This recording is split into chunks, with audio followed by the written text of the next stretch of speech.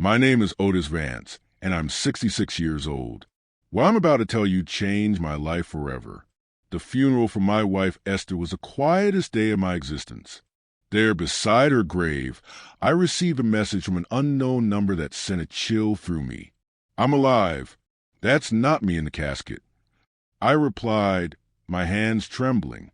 "Who are you?" The response took my breath away. "I can't say. They're watching. Don't trust our sons." That moment tore my soul in two. My world crumbled when I saw Dante and Tevin, my own sons, standing by the casket with strangely calm expressions. Something was wrong. Their tears seemed forced, their hugs as cold as ice. For 42 years, Esther had been my partner, my refuge, my reason for living. I met her when I was 24 in the small town of Spring Creek. We grew up on the same block, sharing modest dreams. I worked hard, fixing anything with an engine, while Esther kept other folks' houses clean. We were poor, but we were happy. We had something money couldn't buy. Real love. I remember the first time I really spoke to her. It was a Tuesday morning. She was walking toward the bus stop in her faded work dress. I stepped out of the shop with grease-stained hands and smiled at her with a shyness that made me feel like a boy. "Good morning, Esther," I said. "Can I carry that bag for you?" I would have carried the world for her if she asked. That conversation turned into dates at the park under the big oak tree, then into promises of eternal love, and finally into a simple wedding full of hope at the AME church. The first few years were hard. We lived in a small 2-bedroom house with a tin roof. When it rained, we'd set out pots to catch the leaks, but we were happy. I worked from sunup to sundown, and Esther made that house a home, sewing clothes for the neighborhood women. When Dante was born, I thought my heart would burst with happiness. He was a beautiful baby with my eyes and his mother's smile. 2 years later, Tevin arrived, just as perfect. We raised them with all the love in the world, sacrificing our own needs for theirs. I was a good father. I'd take them fishing down by the river on Sundays, teach them how to work with their hands, and tell them stories about where we came from before bed. Esther fed them, dressed them, and prayed over them every night. We were close family, or so I believed. As they grew up, things started to change. Dante, the oldest, was always ambitious. From a young age, he'd ask why we lived so modestly, why we didn't have a new car like other families across town. Tevin followed his lead in everything, as he always had. When Dante turned 18, I offered to teach him the trade at the shop, but he rejected it with contempt. "I don't want to get my hands dirty like you, Pops. I'm going to be someone important." Those words hurt me deeply. Though I never said it to Esther, I'd see her sitting on the porch at night, staring at the stars with a look of sadness. Her son had rejected not only our work, but our entire way of life. The years passed, and to my surprise, Dante managed to make a name for himself in the business world. He got a job at a real estate firm in the city. Tevin followed soon after. They both started making money, far more than Esther and I had ever seen. At first, we were so proud. Our sons had achieved what we never could, escaping the struggle and building a better life. But little by little, that joy turned into sadness. Visits became less frequent, and phone calls grew shorter. When they did come, they arrived in expensive cars, dressed in fancy suits, talking about investments and properties.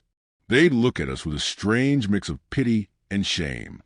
"Dad," Dante said to me during one of the sporadic visits, "you and Mom should move somewhere better. This old house is falling apart." He was right, but that house held all our memories. It was where we'd raised our sons, where we'd shared thousands of meals, where we'd grown old together. It wasn't fancy, but it was our home. Esther, always wise, would tell me, "Otis, money has changed our boys. We aren't enough of them anymore." I resisted believing it. I kept justifying their absences, their brief calls, their broken promises.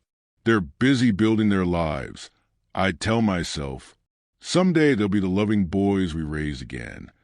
But in my heart, I knew Esther was right. We had lost our sons long before I lost my wife. I just didn't know to what extent we had become strangers to them. The most drastic change came when Dante married Shanice, a woman from the city who never hid her disdain for our simple lifestyle. The first time he brought her home, she arrived in high heels that sank into the dirt of our yard. "Nice to meet you," she said with a forced smile, barely extending the tips of her fingers to greet me. Her eyes scanned our humble home with an expression I couldn't decipher, but that made me feel small. During dinner, Shanice barely touched the food Esther had prepared with so much love. She moved the food around on her plate, but she ate almost nothing. Dante seemed nervous, constantly apologizing for things he had never been ashamed of before. "Next time we'll take them out to a restaurant," he whispered to Shanice, thinking I couldn't hear.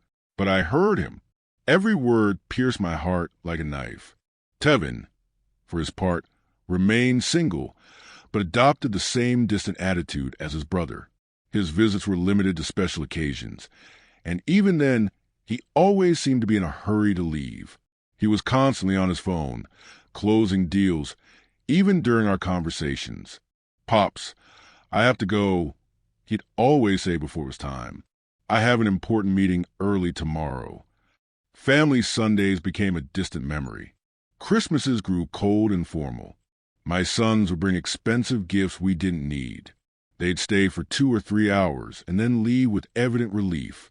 Esther and I grew old alone, comforting each other. I continued to take odd jobs, though my hands no longer had the same strength. Esther continued with her sewing, but her eyes weren't the same. We made do with our small income, proud not to ask for anything from our successful sons. "Do you know what the saddest part is, Otis?" Esther said to me one night as we drank coffee on the porch. "It's not that they have money, it's that the money has made them believe we aren't important anymore." She was right as always. My sons hadn't just changed financially, they had changed in their hearts. We were no longer their beloved parents. We were an uncomfortable reminder of a past they wanted to forget. Things got worse when Dante bought a huge house in an exclusive neighborhood in the city. Tevin did the same soon after, investing in a luxury condo. Suddenly, our sons were owners of fortunes we couldn't even imagine. "You should sell this house and move into a retirement community," Shanice suggested during one of her rare visits. "There are some very nice places for people your age. You'd be more comfortable." The word community hit me like a slap. A retirement home. After 40 years of building our home, after raising these sons with so much love, they wanted to send us away. "We don't need a community," Esther replied with the dignity that always characterized her. "We're fine here in our house." But I saw the expression on Dante and Tevin's faces. They supported Shanice's idea. To them, we were a burden, a problem to be solved in the most convenient way. It was then that the more direct suggestions began.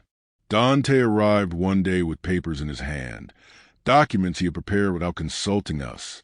"Mom, Dad," he said with that fake smile he had perfected, "I've been thinking about your future.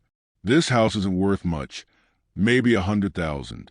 If you sell it, I can add some money so you can move somewhere better, a safer place." To us, there was no place safe in the home where we had been happy for decades. But Dante didn't understand that. For him, everything came down to numbers, to monetary value. "Besides," he continued, "I think Dad should really retire. He's already 70 years old. It's time to rest." Esther looked at him with infinite sadness. "Son, working isn't a burden for him. It's what keeps him alive, what gives meaning to his days." "But he could get hurt," Tevin insisted, backing up his brother, as he always did. "At his age, an accident would be very dangerous." Their words sounded caring, but I sensed something more behind them, an impatience, an urgency I couldn't fully grasp. The following months were tense. My sons increased the pressure for us to sell the house. They brought real estate agents without telling us. They had it appraised without our permission. They even began to talk about what would be best for everyone. "Look, Dante said to us during one particularly uncomfortable dinner, "Shanice and I have decided to have kids soon. We'll need help with the expenses. If you sell the house and move to a smaller place, that money could be an early inheritance." An early inheritance? He was asking for our death money while we were still alive. The audacity of the request left me speechless. Esther remained calm, but I saw her jaw tense. "Son, when your father and I die, everything we have will be yours. But while we're alive, our decisions are our own. Don't be stubborn." Tevin cut in with a harshness I had never seen from him before. "You're old now. You can't keep living in the past." That night, after they left, Esther and I stayed up talking until dawn. For the first time in our marriage, we discussed the possibility that our sons were not the people we thought we had raised. "Something's wrong, Otis," my wife said to me with a look of worry I had never seen in her eyes. "This isn't just ambition or impatience. There's something darker behind all this pressure." I had no idea how profoundly correct her words were. I couldn't imagine that my own sons were planning something that would change our lives forever. I didn't know that the tragedy that was coming wouldn't be an accident of fate, but conspiracy carefully orchestrated by the two people I trusted most in the world. The last normal conversation I had with Dante was 3 weeks before Esther's death. He came alone without Shanice and looked more serious than usual. "Dad," he said, sitting at the kitchen table where he had eaten breakfast so many times as a boy, "I want you to know that no matter what happens, Tevin and I will always take care of you and Mom." His words soothed me at the time, but now remembering them beside Esther's grave, they send a shiver down my spine. Why did he say, "no matter what happens"? What did he know that I didn't? The accident that changed everything happened on a Tuesday morning. Esther had left early for market, as she did every day. I was in the yard when the phone rang with an urgency that sent a chill through me. "Mr. Vance," a voice I didn't know asked, "I'm calling from Memorial Hospital. Your wife has been in a serious accident. You need to come immediately." The words blurred in my mind like oil and water. The world stopped. My legs turned to jelly, and I had to grab the fence to keep from falling. "What happened? Is she okay? Is she alive?" "Sir, please come as soon as possible." The trip to the hospital was a hazy nightmare. My neighbor, Ms. Hattie, had to drive me because I was shaking so much I couldn't even hold the keys. The whole way there, my mind refused to process what was happening. Esther was careful. How could this have happened?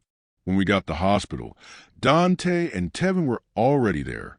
That surprised me because no one had notified them yet. At least not me. But in my desperation, I didn't pay attention to that detail.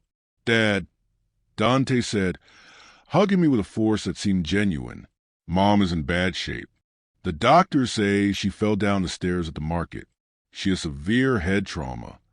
Tevin's eyes were red, but something in his expression felt off. He seemed more nervous than sad, like someone waiting for a verdict rather than suffering for his mother. "Can we see her?" I asked, desperate. "Only immediate family, one at a time, and for 5 minutes max." When I entered that ICU room, my heart sank. Esther was hooked up to a dozen machines with bandages covering most of her head. I barely recognized her. Her breathing was labored, artificial, kept going by machines that beeped constantly. I walked up to her bed and took her hand, the only part of her body that seemed intact. "Esther, my love, I'm here. Everything is going to be all right. You're going to recover just like you always do." For a moment, I felt a slight squeeze in my hand. Her eyes moved behind her closed lids. She was fighting. My queen was fighting to get back to me. The next 3 days were the longest of my life. I practically lived at the hospital, sleeping in the uncomfortable chairs in the waiting room. Dante and Tevin took turns accompanying me, but they always seemed more interested in talking to the doctors than in comforting their mother. I overheard fragmented conversations that I couldn't fully understand at the time. Tevin asked about medical insurance, about the cost of treatment. Dante was on the phone talking about life insurance policies and beneficiaries. Dad, Dante said to me on the second day, "We reviewed Mom's insurance. She has a life insurance policy for $50,000. There's also an accidental death rider that could cover up to $75,000 more." Why was he talking to me about money when Esther was still fighting for her life? "I don't care about the money," I responded harshly. "I just want your mother to get better." "Of course, Dad," he said, but I saw something in his eyes that I didn't like. A coldness, a calculator working while his mother lay dying. On the third day, the doctors gave us the most devastating news of my life. Dr. Patterson, an older man with a compassionate expression, gathered us in a small office. "Mr. Vance," he began softly, "your wife's condition is critical. The brain swelling is severe. We have to be realistic about her chances." "What does that mean?" I asked, though my heart already knew the answer. "It means we need to prepare for the worst. Your wife is in a coma. It is highly unlikely she will ever regain consciousness." My world fell apart around me. 42 years of marriage, an entire life built together. And now they were telling me it was all fading away like smoke. "We want to try everything," I said through sobs. "No matter the cost, no matter how long it takes." But Dante exchanged a look with Tevin that deeply unsettled me. "Dad," Dante said in a voice that tried to sound understanding, "we have to be practical. Mom wouldn't want to live like this. She always said she never wanted to be a burden on anyone." A burden. I exploded with a fury I didn't know I had. "She is your mother.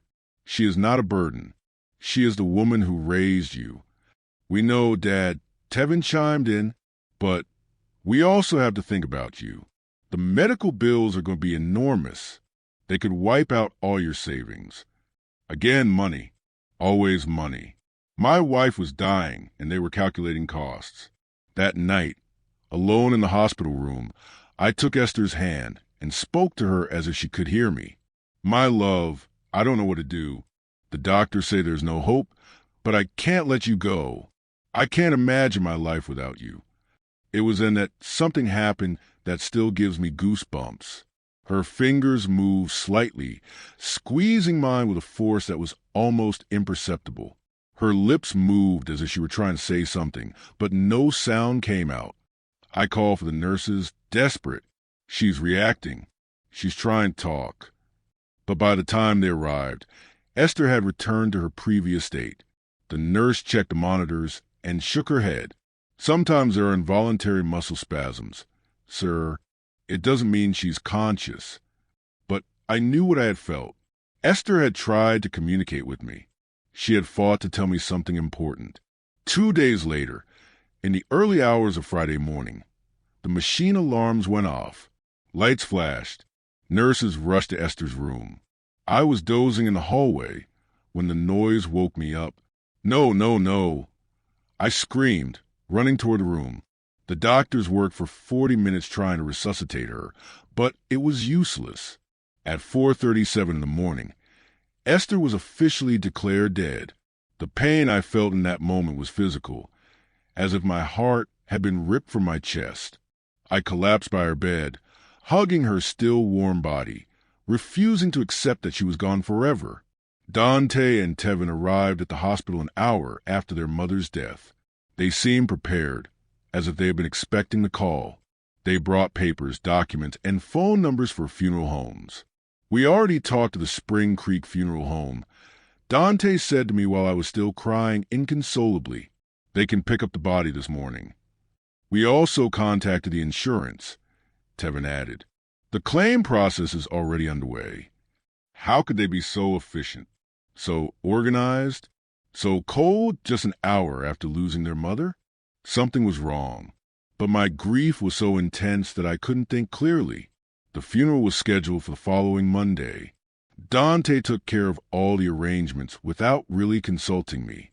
He chose the simplest casket, the shortest service, as if he wanted to get it all over with as quickly as possible.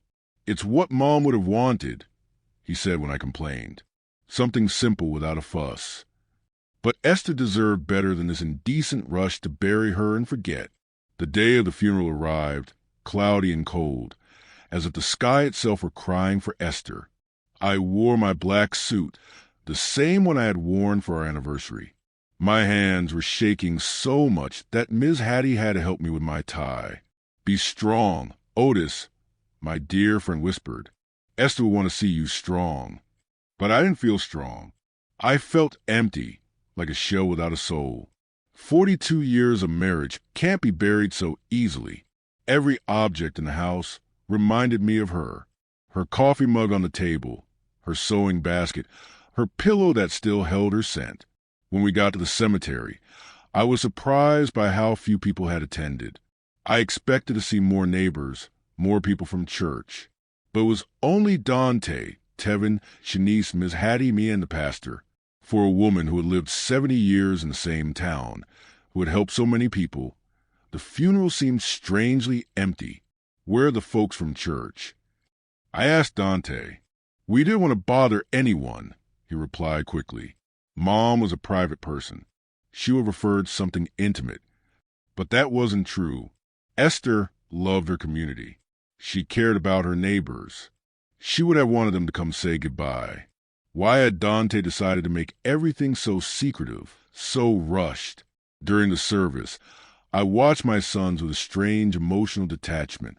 Dante had a solemn expression appropriate for the occasion, but his eyes constantly darted toward his watch.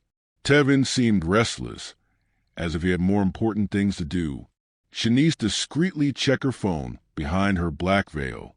This was how they were saying goodbye to their mother, with impatience and distractions. The pastor spoke about eternal life, about well-deserved rest. His words felt hollow in my shattered heart. I didn't want Esther to rest in peace. I wanted her to come home with me. When it was time to throw dirt on the casket, my legs refused to hold me up. Ms. Hattie had to support me as I sobbed uncontrollably. The sound of the dirt hitting the wood was final, conclusive, hopeless. It was at that exact moment, standing by my wife's grave, that my phone vibrated. A text message from an unknown number. "I'm alive. That's not me in the casket." My heart stopped. The letters danced in front of my eyes as if I were hallucinating. I was losing my mind from the grief. With trembling hands, I replied, "Who are you?" The answer came immediately. "I can't say. They're watching. Don't trust our sons." The phone fell from my hands as if it were burning. Ms. Hattie bent down to pick it up, but I stopped her abruptly. I couldn't let anyone else see those messages. Not until I understood what was happening. "Are you okay, Dad?" Dante asked, approaching with worried expression. I stared at him, trying to find some clue on his face. His eyes seemed sincere, but now every gesture, every word felt suspicious. "I'm fine.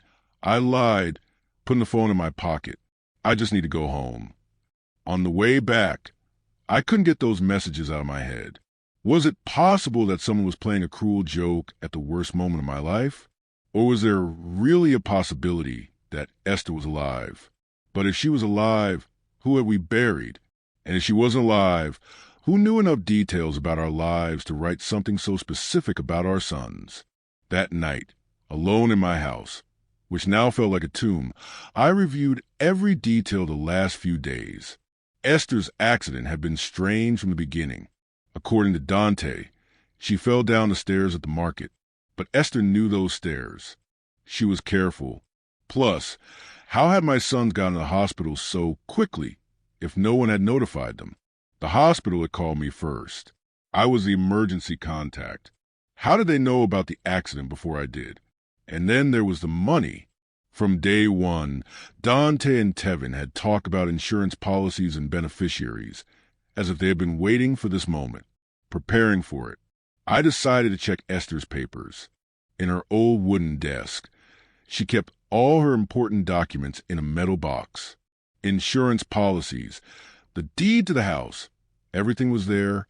I found the $50,000 life insurance policy that Dante had mentioned, but there was something I didn't remember. The policy had been updated just 6 months earlier, increasing the coverage from $5,000 to $50,000. Why had Esther increased her life insurance? She had never mentioned that change to me, and more importantly, who had suggested she do it. I kept looking and found something even more disturbing. An accidental death policy that I didn't know about, purchased just 2 months before her death. Another $50,000.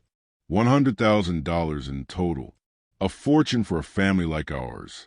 But also a fortune tempting enough for someone without scruples. My phone vibrated again. Another message from the same unknown number. Check the bank account. See who's been moving money. This time, I didn't hesitate. This person, whoever they were, knew too much to be a prankster. They knew about the insurance. They knew about my sons. They knew details that only someone very close to us could know. The next day, I went to the bank where Esther and I had kept our account for 30 years. Mrs. Thompson, the manager who had known us forever, greeted me with sincere condolences. "Otis, I'm so sorry about Esther. She was a good woman." "Thank you, Mrs. Thompson. I came to check our accounts. I need to understand our financial situation." She showed me the bank statements from the last 6 months.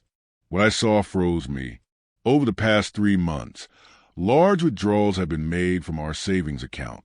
$1,000 in January, $3,000 in February, $4,000 in March. Money that I didn't know had been moved. Who authorized these withdrawals?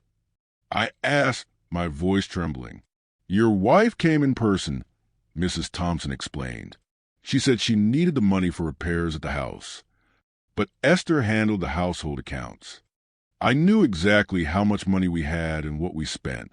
Esther had never mentioned expensive repairs, and we definitely had never talked about withdrawing thousands of dollars from our savings. "Do you have the signatures for those withdrawals?" I asked.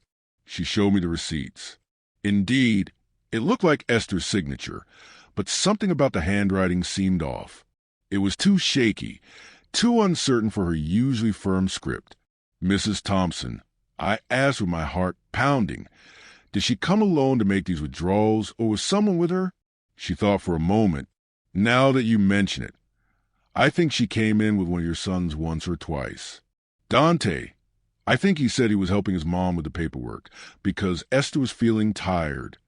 Dante, my son, had been involved in money withdrawals I didn't know about, using his mother's health as an excuse. But Esther was strong. She was rarely tired.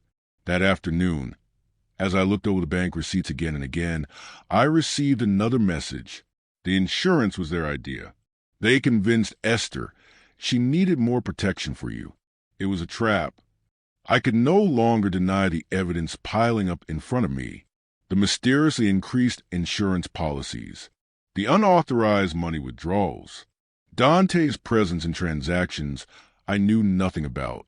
His suspicious efficiency in organizing the funeral. His coldness during his mother's agony. But the question that terrified me was whether they had really planned Esther's death, how they had done it, and who was sending me these messages. How did this person know so much about what had happened? The following days became a nightmare of doubt and suspicion. Every one of Dante's smiles, every one of Tevin's hugs, every word condolence felt like a mask hiding something sinister. But I needed more proof before I could accept a truth as horrible as the one taking shape in my mind. My phone kept receiving messages from the mysterious number. Go to the market. Ask about the accident. There are things you didn't see. I decided to go to the market where Esther had supposedly fallen. I spoke to Mr. Green, the manager. "Mr. Vance?" "Accident?" he asked with confused expression. "My wife, Esther. She fell down the stairs here last Tuesday." The manager shook his head. "We don't have any stairs that customers use, Otis, and we haven't had an accident here in years. In fact, your wife, she didn't come in on Tuesday. I remember it was quiet. I felt the world sway under my feet. But the hospital said, I don't know what they said, but she wasn't here. If she didn't fall at the market, where did she fall? And who took her to the hospital?" I went to the police station. Sergeant O'Connell, who had known us for years, greeted me kindly. "Otis, I'm so sorry about Esther. O'Connell, I need to see the report on my wife's accident. He checked the files and shook his head. We don't have any report of an accident involving your wife. Otis, the hospital listed it as a domestic fall. They said the family brought her in. The family, Dante and Tevin, they had lied about where it happened. They had lied about everything. O'Connell, I said, my voice breaking, if I suspect foul play in my wife's death, if you suspect foul play, Otis, we can open a formal investigation. But we need more than suspicions. I had more than suspicions. I was certain that my own sons had something to do with their mother's death. That afternoon, Tevin came home with a bouquet of flowers and the same fake smile as Dante. How are you, Pops? You look tired. I'm fine, I lied, observing his every gesture from a new perspective. I'm just thinking about the future. That's good. Dante and I have been talking. We think you should sell the house, soon, while it's fresh on the real estate market. Why the rush? Well, old houses lose value quickly and you need cash. Funeral expenses, pending medical bills. More lies. The funeral had been cheap, almost insultingly so, and the hospital insurance had covered the bills. Tevin, I said, looking him directly in the eyes, you knew your mother didn't fall at the market. For a fraction of a second, I saw panic in his expression, but he recovered quickly. What are you talking about, Pops? I went to the market. No one saw her there. There are no stairs for her to fall down. This time, the panic was more evident. Pops, you shouldn't be doing things like that. They'll confuse you. The grief is getting to you. The grief is getting to me, or you've been lying to me. He got up abruptly. I think you need to rest. We'll talk when you're calmer. He left quickly, but not before making a phone call from the porch. The tone was urgent, worried. That night, I received the most revealing message yet. They're coming together tomorrow. They're going to try to convince you that you're crazy. That grief is making you imagine things. Don't believe them, and don't take anything they offer you to eat or drink. The mysterious message's prediction came true exactly as it had warned. The next day, Dante and Tevin arrived together at my house, accompanied by Shanice. They had expressions of exaggerated concern and a bag of pastries from the downtown bakery. Dad, we're so worried about you, Dante began in a sugary voice. The neighbors have told us you've been acting strange. Ms. Hattie says you've been talking to yourself. Ms. Hattie had never said that. It was just another lie in their growing collection. Shanice brought your favorite coffee, Tevin added. I remembered the message's words. Don't take anything they offer you to eat or drink. Was it possible that they were planning to poison me, too? Thank you, but I'm not hungry. I said, keeping my distance. But, Dad, Shanice insisted with a smile that didn't reach her eyes. You need to eat properly. You've lost a lot of weight. I'm fine, I repeated firmly. Dante exchanged a significant look with Tevin. Dad, Dante said, sitting closer to me, we want to talk to you about something important. Tevin and I have been consulting with some doctors about your recent behavior. My behavior? Yes. The strange questions you've been asking, the visits to the market. It's normal after such a great loss, but it can be dangerous if it's not treated. Tevin nodded gravely. We spoke to Dr. Albright. He says it's common for older people to develop paranoia after losing a partner. Paranoia. They were accusing me of being crazy for uncovering their lies. I am not paranoid, I said with all the firmness I could muster. I'm just asking questions I should have asked from the beginning. What questions? Dante challenged me. Like, why you lied about where your mother fell. Like, why you withdrew thousands from our account. Like, why you increased her life insurance without telling me. The silence that followed was deafening. The three of them exchanged looks of thinly disguised panic. Dad, Tevin finally said, those things have simple explanations. Mom wanted to surprise you with repairs. The insurance was for your protection. More lies. Dad, Dante said, his voice hardening. "We just want to take care of you. That's why we thought it would be best if you moved to a place with specialized medical attention. A home, a specialized care home, for people who are going through complicated grief. And in the meantime," Tevin added, "we can take care of selling the house, managing the insurance money. All those complicated things you shouldn't have to handle in your current state." There it was, the complete plan: declare me mentally incompetent, put me in a home, and take control of all the money. And what if I refuse? I asked them, "Why would you refuse?" Dante asked with a smile that sent a chill through me. "We just want what's best for you. Because this is my house. This is where I built my life with Esther." "Dad," Tevin said with an exaggerated sigh, "you can't live in the past forever. Mom is gone. You have to accept it." I have accepted it, but that doesn't mean I'm going to give away my life and my money. The mask of concern began to crack on my sons' faces. Dante got up abruptly. "All right, if you won't listen to reason, we'll have to take more drastic measures." "What does that mean?" "It means we can start a legal process to have you declared mentally incompetent. We have witnesses.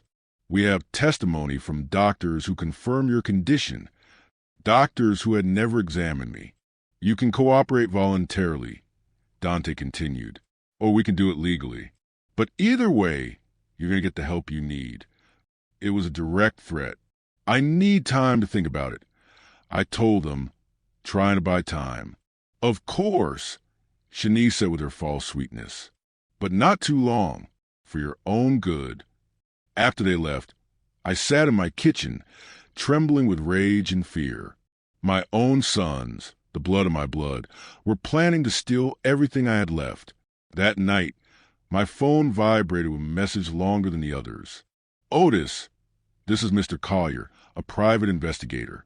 Esther hired me 3 weeks before she died because she was suspicious of Dante and Tevin. They were poisoning her slowly. I have audio evidence of their conversations, planning everything. Tomorrow at 3 o'clock in the afternoon, go to the downtown diner. Sit at the back booth. I'll be there." At last, I would know who had been sending me those messages. And more importantly, I would have the proof I needed to get justice for my wife. But I also knew I didn't have much time. Dante and Tevin had shown their hand. If I didn't act fast, I'd end up locked in a home while they spent the money that had cost Esther her life. The war had begun, and even if I was a 66-year-old man against 2 ruthless men, I had something they didn't: the truth. And the truth, sooner or later, always finds a way to come out. The next day arrived, filled with nervousness and anticipation. I dressed carefully. If I was going to meet the man who could give me the answers I needed, I wanted to be prepared. At 3 o'clock on the dot, I sat in the back booth of the diner. A man in his 50s approached, tall, gray-haired, with intelligent eyes. He carried a brown folder. "Mr. Vance?" he asked. I nodded. "I'm Mr. Collier. I'm so sorry for your loss. Esther was a good woman." He sat down and placed a folder on the table. "Before I show you what I have, you need to know that this will be painful. Are you ready?" "I've been ready," I replied. Collier opened the folder and took out a digital recorder. "Esther came to see me a month ago. She was worried. She hired me to investigate them." He pressed play. Esther's voice filled the booth. "Mr. Collier, if something happens to me, it won't be an accident. Dante and Tevin are pressuring me about money, about insurance." My heart sped up. Hearing her voice was a blessing and a curse. Collier paused it. "That was 3 weeks before she died. I have more." He played another recording. Dante's voice. "We can't wait. The old lady is starting to get suspicious. Yesterday she asked why I was always around when she took her medicine." Then Tevin's voice. "I have the pills. We switched them. It'll look like a natural decline. The doctors won't question it." Tears rolled down my cheeks. My own sons, coldly planning their mother's death. "There's more," Collier said softly. A new recording. Dante again. "Once Mom is gone, we get the insurance. Then we have to deal with Dad. We can't risk him figuring it out. How? Tevin asked. We make it look like he couldn't live without her. A grieving widower taking his own life. It's perfect. I was shaking. They planned to murder me too. All for money. Mr. Vance, Collier said, we have enough evidence. What do we do?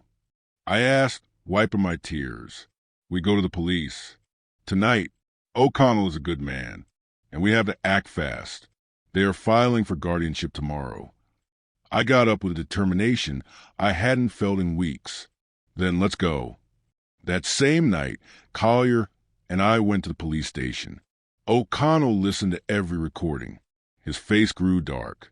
This is monstrous, he murmured.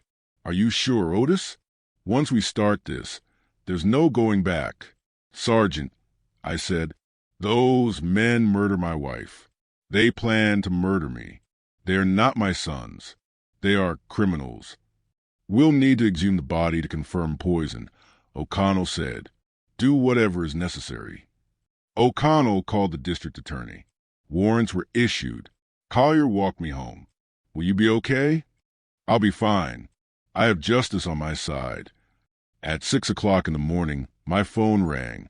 It was Dante. Dad, you need to come over. Emergency. It was a trap.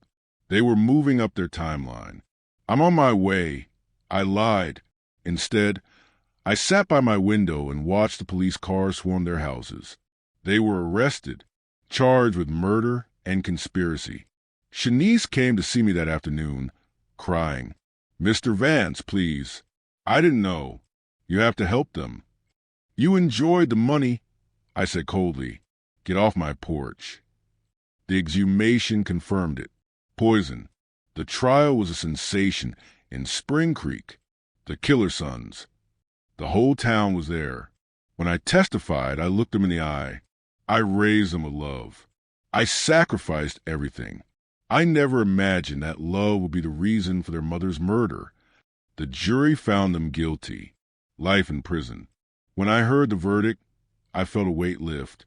Justice for Esther. After the trial, I donated the insurance money to a charity for elder abuse victims. I kept my house.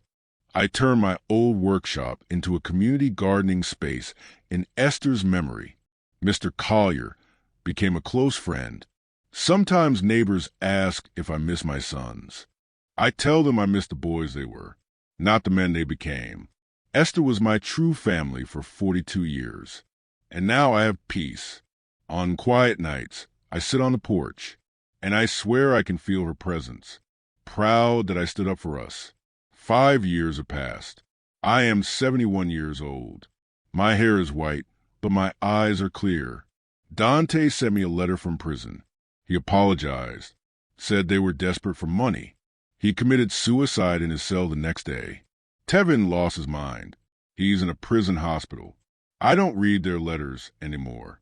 I have peace. I visit Esther's grave every Sunday. Her headstone reads, Esther Vance, beloved wife, betrayed mother. Her love was stronger than death. We did it, honey. I tell her. The truth came out. Life goes on. Simple, authentic. I have learned that true family is not about blood. It's about loyalty. Esther's death was not in vain. Did you like my story? And which city are you listening from? Let's meet in the comments. Thank you so much for your sweet support. I'm looking forward to your comments on the story. On the screen, you can see one new life story that I highly recommend. There's so much more on my channel. Don't forget to subscribe. See you in the next life story.